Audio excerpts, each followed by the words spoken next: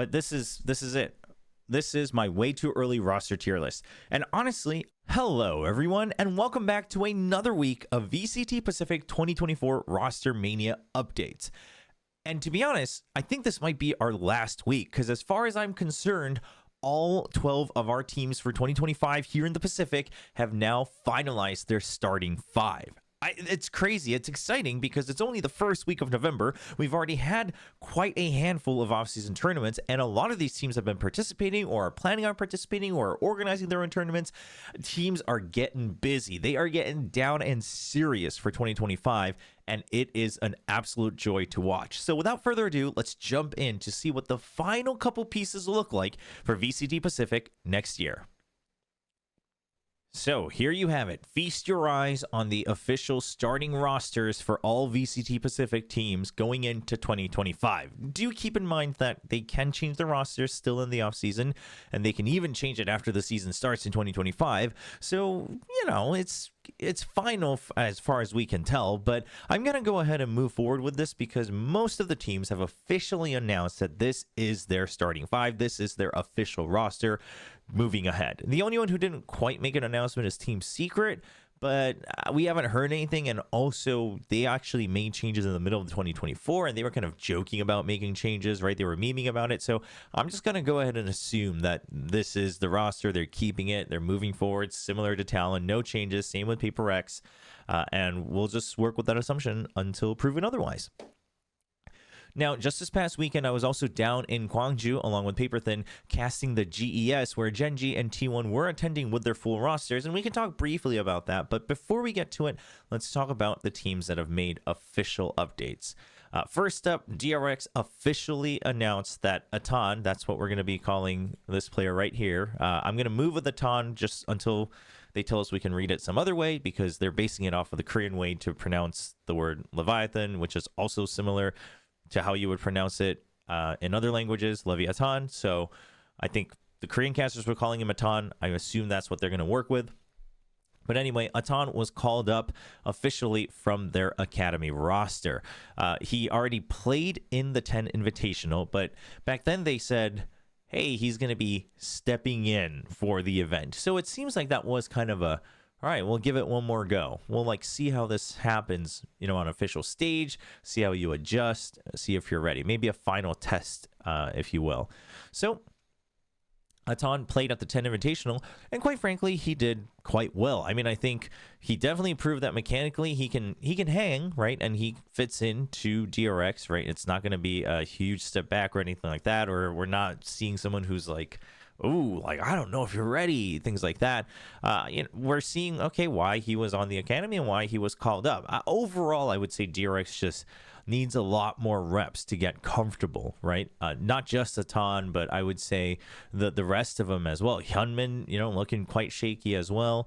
I would say Flashback looks mechanically gifted, but now he's actually kind of, right, he's the one with a bit more experience. Freeing has to fit into, the tier 1 system and the DRX system, and Mako really has to just be the sole leader now. So there's a lot of things to work out here for DRX. And so it's hard to, just from one event, it's hard to read if it's individuals feeling uncomfortable versus team feeling uncomfortable. So I don't want to read into that too much, but, Athan looks pretty solid. So overall, I think this is it's a hopeful roster. I'm not going to say a roster to get excited about just because we have so many of those in Pacific in 2025, but I think it's a pretty hopeful roster, and hopefully we get to see better looks from them in the upcoming offseason tournaments that they'll be participating in. Now let's talk about the big one. And it's going to be global esports. Now, it's funny because most of us all kind of knew what this team was going to look like. The reports were pretty strong early on. We had heard about how they had trialed so many different people, and the org was having fun kind of leaking and teasing the roster.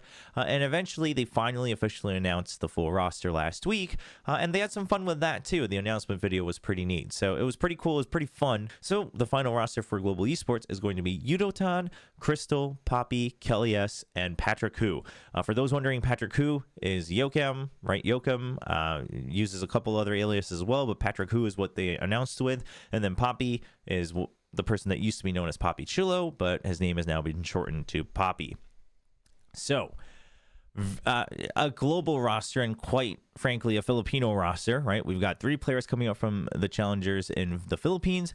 You got Crystal coming up from most recently challengers in China. Of course, before that, it was playing in Japan as well. And then Athan, who was also most recently playing in China under Rare Adam, but before that was actually playing in Korea alongside other former teammates like Stu and Yeoman, who of course has now joined Gen.G. So all pretty talented players, right? These are all players that have caught the eyes of many people who have watched their games whenever they were playing in challengers. I mean, for one, like Poppy, I think is a big name that a lot of people have probably heard if you watched any challengers in the Philippines or even Ascension when he was playing, because his clutch rates are insane. Like, this guy is a clutch master, and that alone is such a reliable trait. And then you got Crystal, who leads 2 teams to go all the way to the finals of 2 different Ascension tournaments, and then ends up even winning one. All right, things like that. And then you've got Yudotan, who was playing in Rare Adam, and Rare Adam in China was, constantly trying to break through, of course, with different iterations of the roster, things like that. Kelly S was playing pretty well, especially this year, and also brings in that extra layer of calling alongside Crystal. Kelly S is actually going to be the official IGL, it seems like, on this team. So I'm pretty curious to see how that works out. And then Patrick, which I'm going to be honest, I didn't really follow much of Patrick's games. I didn't really follow much of his games. Like, I know there was a lot of hype around Yokum. Like, I know a lot of people were coming up to me as well and being like, yeah, this guy is going to be one of the guys. Like, he's kind of the truth, right? He's going to show up. And I was like, okay, like, I believe it. Like, the Philippines has a lot of raw talent for sure. That we've seen, no doubt. But I was going back and checking some of the stats, but it's actually insane. Like, he is one of those absolute standout players. And this is without making it to the finals. So it's not like the team was just dominating. But this guy is topping the charts on everything you would ever want. I mean, he is, like, I think he's tied, or, he's at least in the top 2 for just overall rating. He's in the top 2 for ACS. He's in the top 2 for KD. He has the highest kills in any single game in the challengers in the Philippines. It's just incredible. Like, it's actually really incredible. And so when you're topping minimum top 3 in all the stats that would matter for your role, which he was playing duelist, like, that's when you can look at numbers and be like, okay, like, it's a good starting point at the very least, where you're like, all right, this guy's someone we want to pay attention to. Like, this is someone we want to shine the spotlight on and see what's going on. And so that's very promising. And again, also just because while sometimes, yes, it gets messy, the talent pool in the Philippines has always impressed me, I would say. There's a couple regions. I mean, every region has their own kind of standards, but I would say there's a couple regions that stand out here in APAC. And I would say the Philippines is one of them when it comes to just pure raw talent. So I'm pretty excited to see how that works out. Yudotan's one that's always surprised me as he continues to rise up, just because when he first was playing in Challengers Korea, he wasn't really a player that we looked at, like some of the other ones that have been talked about, whether it's Sylvan, who's now on T1, whether it's Bangnan before, Hyunhee, players that kind of had a huge spark. Wasn't really a player that stood out to us when he first debuted, but obviously, he continues to grind, and he looks better and better every time I tune in, because I see him still being discussed. I see him still at the top of the list for a lot of people. And then I'm like, all right, like, I should go back and check some of his games. And I'm like, okay, he is improving, like, constantly. So that's also a good sign. And then there's Crystal, and he's not IGLing anymore, which I'm curious but excited, because he was fragging out when he was calling. So if he doesn't have to call, I'm sure he's still going to be a very core part of the comms. I mean, everyone should be a core part of the comms, but I'm sure he'll still be a very core part of the decision making.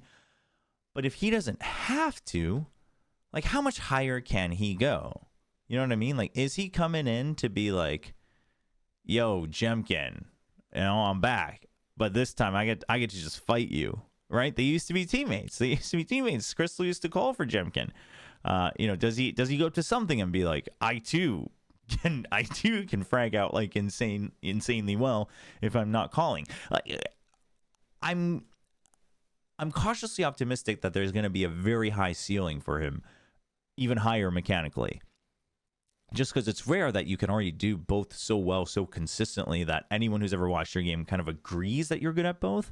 So I'm curious, and there could be some fun stuff here, right? Like Crystal versus Jemkin, and both of them versus something. Like they all used to play in Challengers Japan. Like there's some fun stories here. But all in all, it's a very exciting roster. Now, we got to get hyped. We got to get excited. Let's get down to business. Let's talk real stuff. None of them have played in VCT. They've all played in Valorant Challengers. None of them have played in VCT. None of them have played in Pacific. None of them have played in Tier 1. None of them have played an official match against, other region teams like EMEA and Americas. Why am I bringing this up? Because at the end of the day, there is a difference.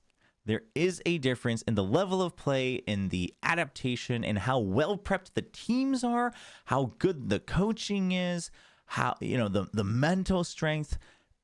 There is a difference. Now the good news is it's not like these guys were all talented but never really had much of a chance. Like they've all played best of fives, you know what I mean? Like they've gone through the grind as much as they possibly can. Like if you are to pick out a roster that has gained like everything they possibly could from Challengers, this would be one of them. Like these players would be one group where you're like, I think they've gotten everything they can out of Challengers. So that's the good news. You're starting as high as you possibly can from Challengers before you go into VCT. However, you just haven't yet. You know what I mean? You just haven't, and you haven't played as a team yet. So there are these two very big caveats where I'm like, I'm excited for this roster, but I'm not gonna be surprised if they don't come out swinging. I'm not gonna be surprised if it's a bit of a slow grind, because that takes getting used to, and who knows, right? You might have thought, right, maybe they play well in scrims, or maybe they're facing off against them in ranked matches and you don't see them shying away. But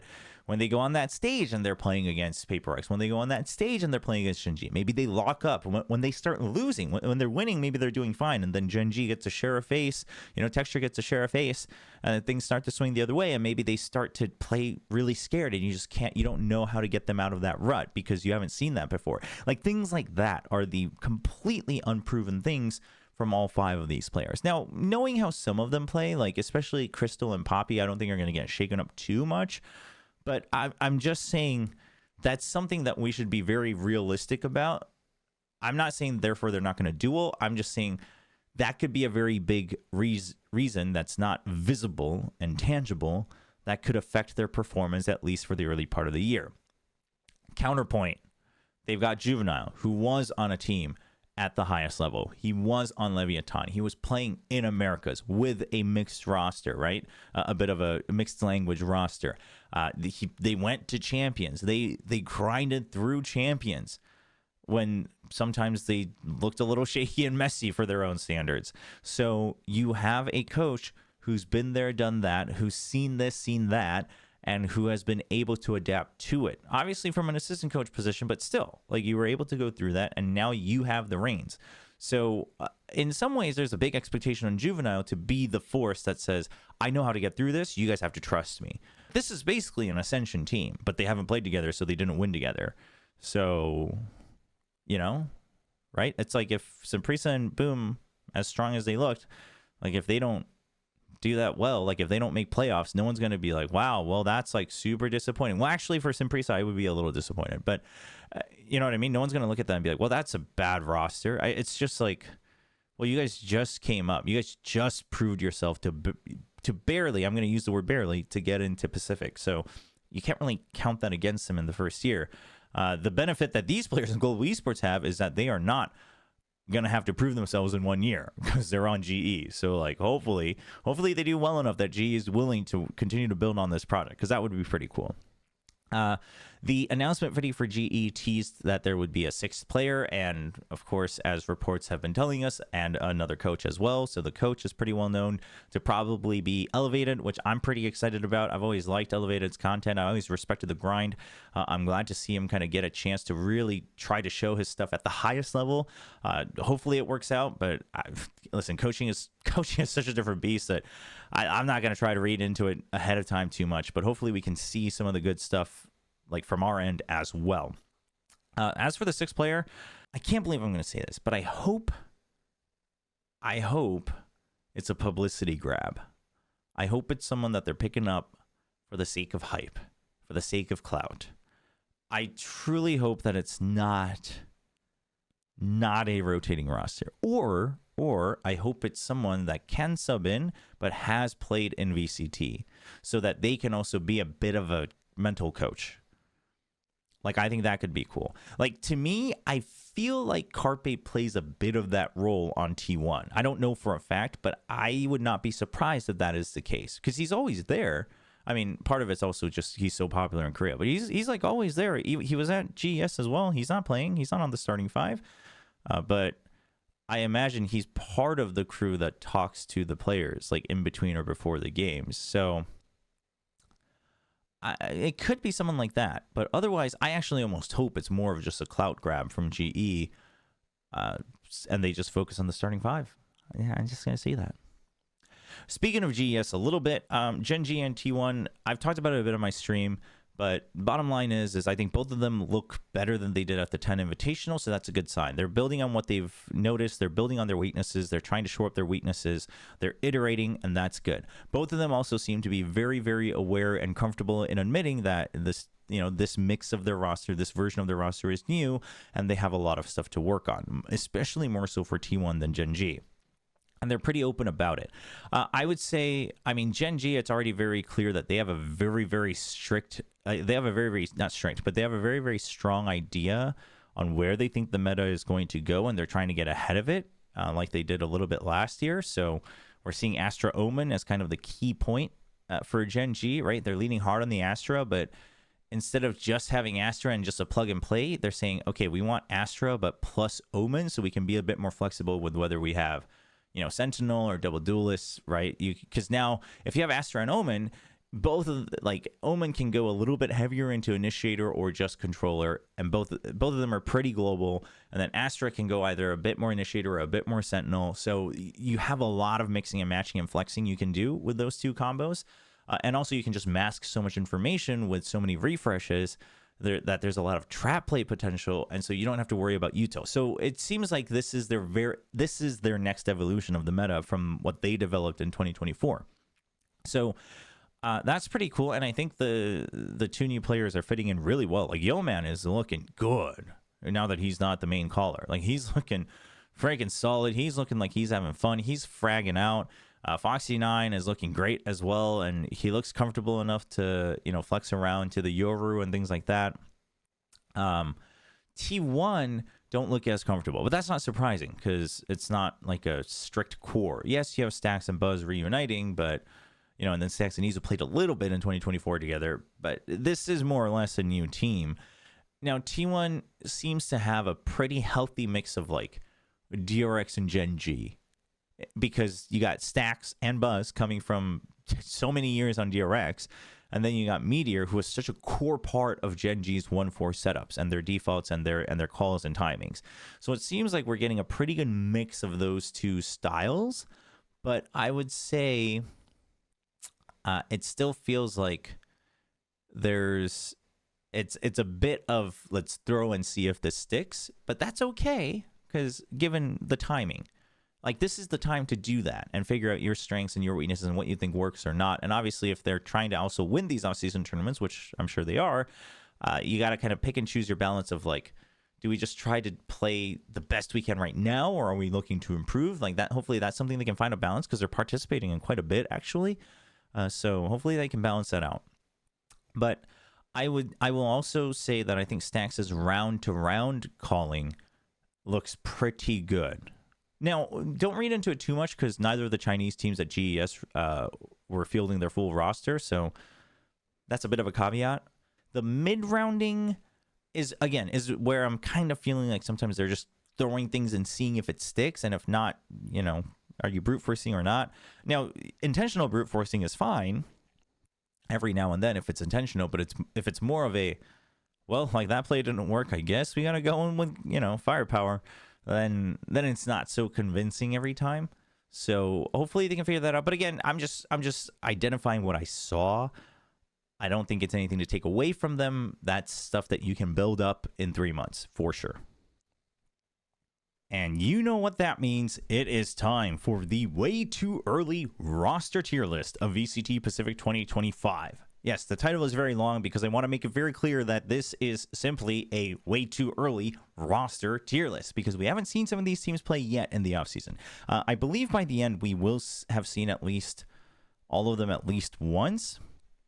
So we'll probably do like one right before the season starts next year. But until then, let's have some fun. This is going to be a combination of my own hype and excitement, my expectations, what I've seen from the individuals so far, what I've seen from some of them so far in their group play, the coaching staff, whatever it might be, my vibes, you name it. So I thought about this before the recording and it was already pretty tough, but let's start with two groups, right? So first of all, this is where they were at the end of 2024 in Pacific. So these were the final rankings in VCT Pacific. Obviously, some Priestly Gaming and Boom Esports coming up from Ascension, so they are at the bottom. But let's try to group them into two groups of 6 since we have an even 12 teams next year. So exciting.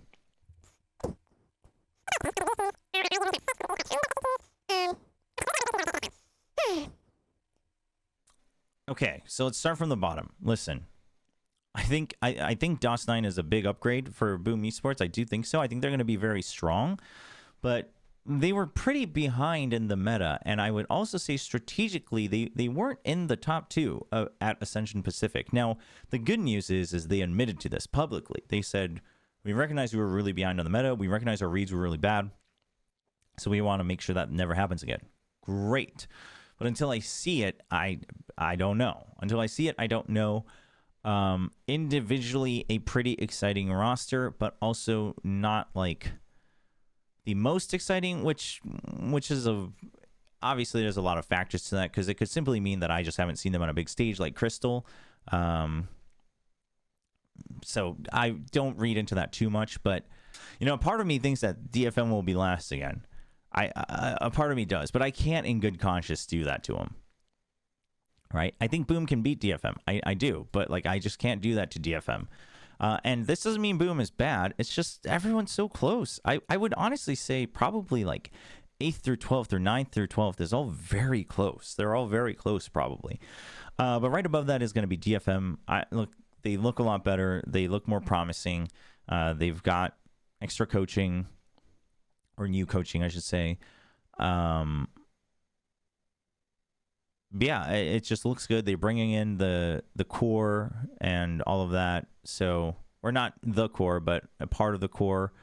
I mean, it overall looks very interesting. From what we saw at Red Bull, May looks a lot more comfortable, and he's got a team behind him, like they're playing with him. So that's good.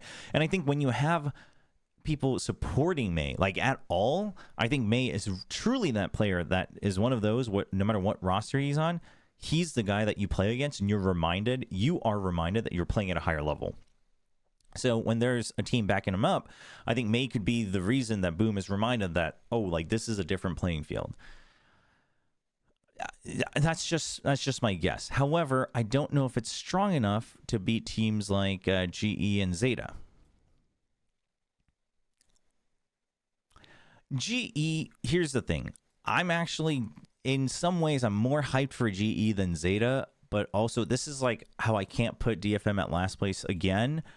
I don't know if I can put Zeta and DFM together again because I think Zeta has a lot more potential to break through further. They truly brought in the Fennel core, they brought in the coaching.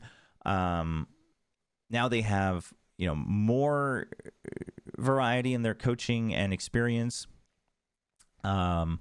I would say that they have, the next best IGL in Japan, in CLZ or Clues. That has allowed Depp to look a lot more free and comfortable. Shota is obviously a very promising player. Overall, I think the Zeta roster is actually quite exciting, I would say. Now, GE just purely because like these are all like you basically cherry picked all these individuals that everyone was like, these guys have to get out of challengers, and then you got GE. So that's exciting, and I'm excited to see what Juvenile can do with them. But if you're starting, with everyone not having played together at all, and then none of them have played in VCT, I gotta tip the hat a little bit to the veterancy that's on Zeta, like Depp, and some of the coaching staff. So that's why I'm going to put Zeta up here. Listen, all of these teams very promising. But in terms of just overall the roster strength itself, mostly just because I guess we've seen more of Zeta. Honestly, that's probably what it comes down to. So we'll have to wait and see. Now, here's where it gets interesting, because this should probably be a good group of 3. Simprisa. For me, the question with Simprisa is not like, are they 8th or whatever place they're at? It's simply, how high can they go? Could they go all the way? I don't think so, but I think they can get top 6. I'm all on the Simprisa Gaming hype train, and until proven otherwise, you have to let me enjoy it, because I'm in love with them. Like I love this team. They're fun to watch. I love their ideas. They execute it well. They're talented individuals. They have everything I want. So I'm gonna glaze them as much as possible, which means that we gotta drop a couple of these. Now, Team Secret didn't make any changes. Pretty good changes in 2024. Wild Oreo and 2G were good upgrades. Wild Oreo was a big upgrade for sure. But to me, it feels like Team Secret's upgrades, like Team Secret was kind of, they were kind of hovering. And then they were like, all right, in 2024, Split 2, they're like, bam, upgrade. Okay, it does pretty well, but not quite well enough. And then everyone else is like, bam, more upgrades. So to me, unless something drastically changes in how they play, both as a team and also... unless something changes both individually but also as a team, like if you're simply just adding a couple more layers again with Coach Dummy, I don't know if that's good enough. I think what we've seen from this year is I think you need to be a pioneer of the meta, and I think you need to command the meta. I think you need to command the tempo of the game. I think you need to command how this match is going to be played for you to have a shot, right? Genji obviously did that all throughout 2024. PaperX has always done that. I would say DRX, they scrambled to do that, and I would say Buzz did that in Split 2 going into Champions. I would say Talon did that with their crazy strats and some of their explosive plays, and I would say RQ failed to do that. So this is where I think, I don't know if Team Secrets, if you're still just going to be a good anti-team with a couple more layers and a little bit more variation, I think you're still just going to be a good gatekeeper team. And if you're just a good gatekeeper team, then you're just going to be 7th, 8th, right? On that note, I don't know. So let me talk about RQ first. I know I'm the RQ guy. I'm the RQ guy. I am. I still love him. I want them to do well. I have high hopes for them. I think Kush is a very good pickup. He looks very, very strong, and I think he'll add a lot to the team. However, what we saw from Red Bull, which is a very, very small sample size, but what we saw from Red Bull, it looks better, but it also looks the same. It looks better, but I'm still getting this feeling that when push comes to shove, the team's a little disjointed. When push comes to shove, you don't have like a very consistent guy. You don't have a game breaker.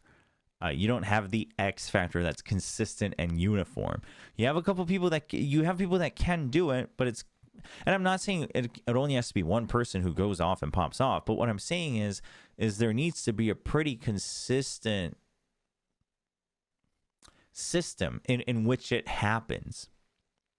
And I don't see that yet. So it's hard for me to be like, okay, well, the inconsistencies can be covered by, let's say, someone like Jemkin or, Xfero or whoever it might be. It's hard for me to say that because I'm like, I don't know. Will they? Because sometimes it feels like they're the ones that don't want to be the explosive guy, and then some other times they are. But look, you know what I mean? Like it doesn't quite feel like a good team. It feels like a decent roster, but it definitely feels better. Like it feels a lot more hopeful. It looks a lot better than it did for some of 2024, and it was a very small sample size. But it's hard for me to put a lot of faith into it. Now, obviously, they just added Warbirds as well right before the event and things like that. So as a coach, so yes, I'm hoping. I want the iterations to work out, but that's where I stand with that team. However, when it comes to DRX, I think DRX is going to go here because it's just Mako. I mean, yes, Flashback is there, but he only played half of the year, and he's still so young. And DRX was always a very young roster, but now it's like a young both in terms of age and experience. If either Buzz or Stacks was still remaining, and then it was like Freeing, who has quite a bit of experience in challengers, and then like two other youngsters, I would rate this team very differently.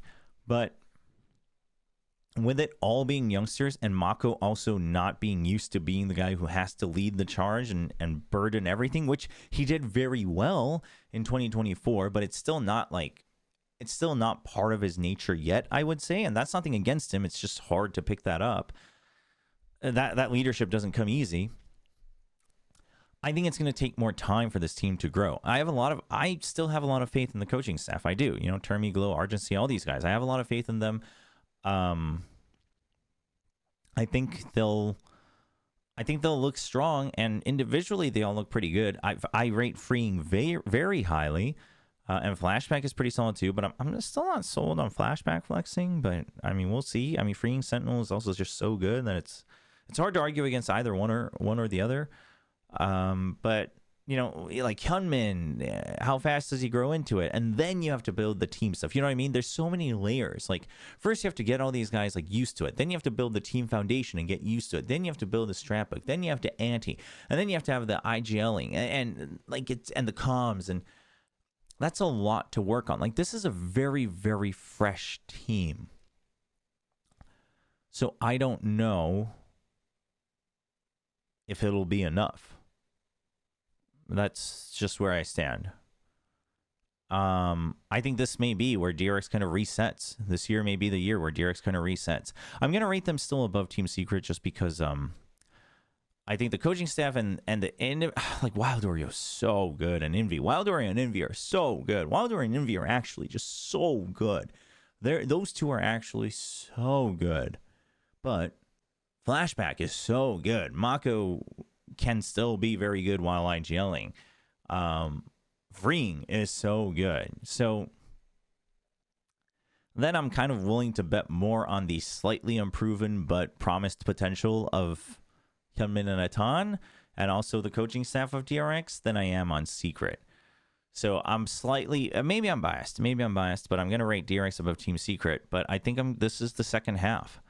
This is the bottom half, which brings us here. Do I do this? Part of me really wants to. Listen, everybody. Buzz is my favorite. Buzz is my favorite in Pacific. I've never made that a secret. I'm very public about it.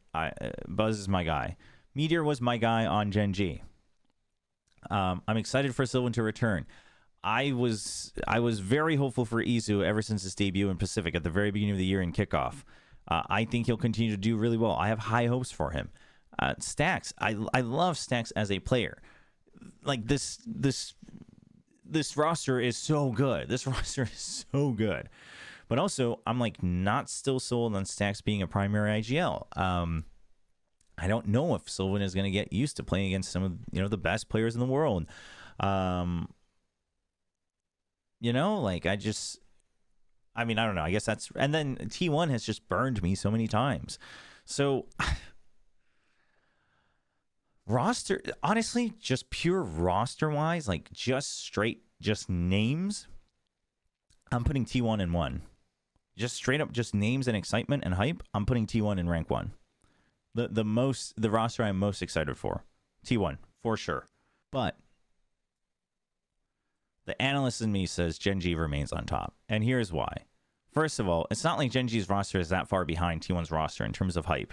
But also, Solo and HSK are so good. They're starting with a 3-man core already, and therefore already right off the gate in the offseason, they're showcasing how they're looking at the meta, and I like what I see. T1 still has to work similar to DRX on kind of the basics, right? They have to figure out their basic color, they have to figure out their basic foundations, things like that. So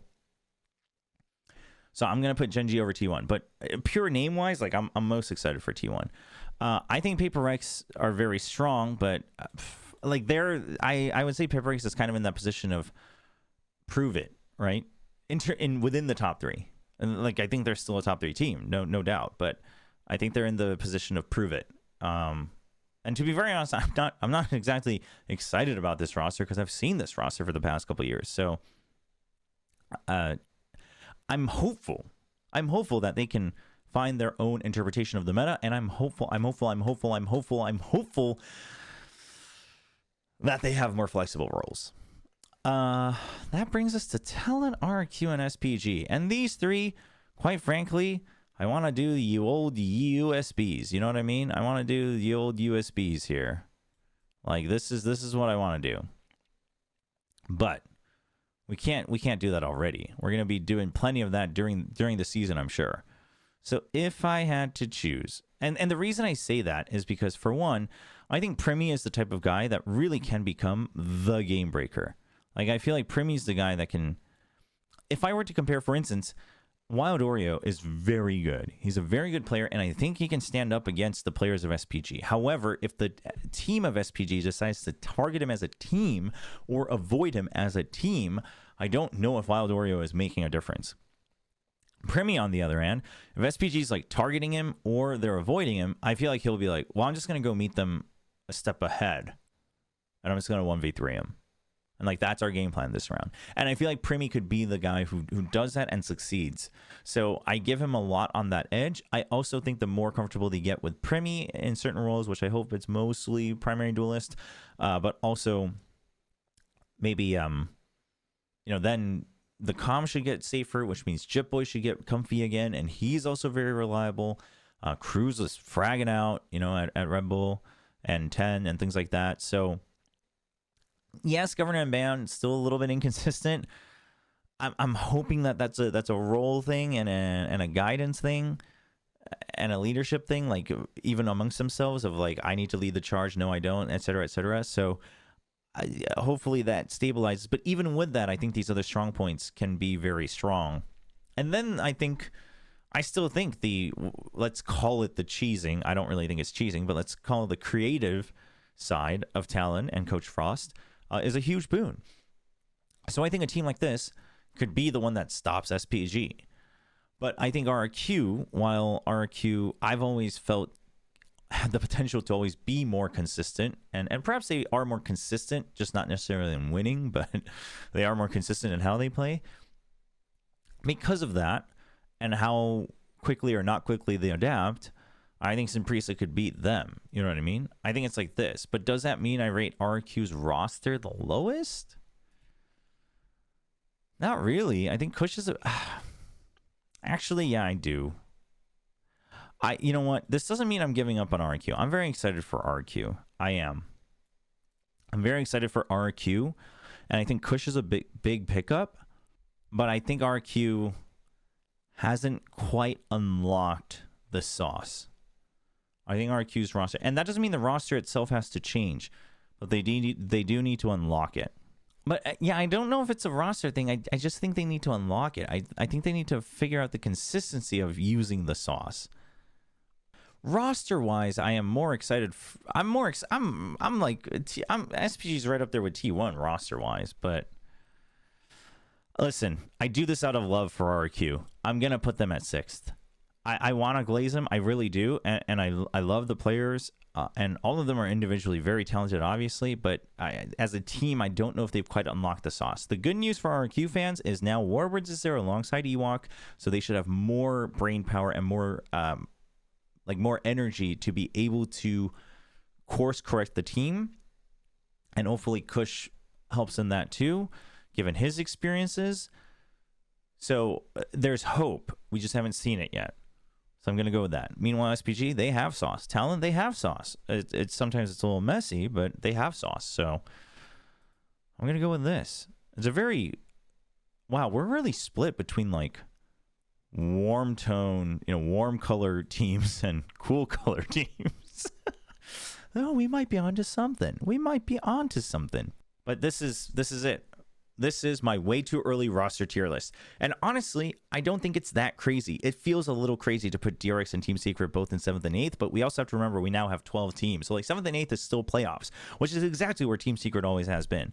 Now, DRX being 7th is a bit of a, whoa, that feels a little crazy. But I'm thinking like DRX is going to take longer to grow, but then again, DRX's coaching staff has always proven me wrong about that, so maybe they can do that again and go all the way, and that could be exciting. But I'm super excited for Simpresa Gaming. I'm like very excited for T1. I'm gonna keep hope up for Talon just a bit longer, and I'm putting RQ at 6th out of love, but hopefully I can change this by the time the season starts to 4th or 3rd or 2nd, or maybe not 1st, but in top 3.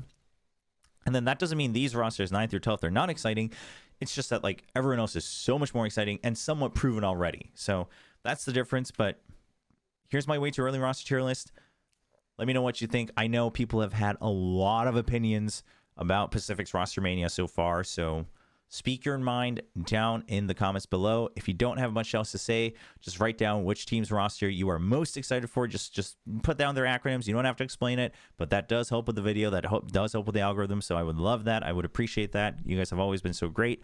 And of course, if you enjoyed the video, please leave a like as well. And if it's your first time here, then definitely subscribe to the channel for more and make sure you turn on the notifications, because that way you'll find out when the next video is. That's going to be it for this one. This was fun. I can't wait to watch more of these teams in the off season, but that's going to be it. I'll see you guys next time.